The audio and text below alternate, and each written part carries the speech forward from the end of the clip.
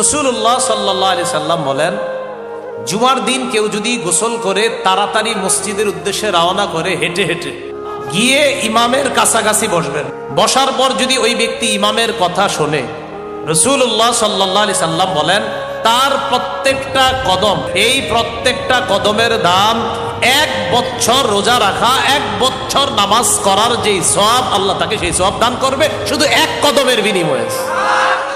তাহলে হাদিস থেকে আমরা জানলাম যে এই উম্মত ইবাদত করবে কম, সওয়াব পাবে বেশি। বাকিটা প্রতিদিন যে এমন না, এটা মাঝে মাঝে আল্লাহ অফার দেয়। রমজান মাসে লাইলাতুল কদর, জুমার দিন সপ্তাহের মধ্যে এই অফারগুলো আমরা পাই। তো এই উম্মত হায়াত পায় কম, কিন্তু এই উম্মত ইবাদত কিছু কিছু দিন যদি করে, তো অতীতের উম্মত যদিও 1000 বছর হায়াত পায়, 500 বছর হায়াত পায়, এই উম্মত সামান্য মুহূর্ত ইবাদত করে অতীতের উম্মতের 500 বছরের সওয়াব এই উম্মত সামান্য মুহূর্তে নিয়ে যেতে পারে।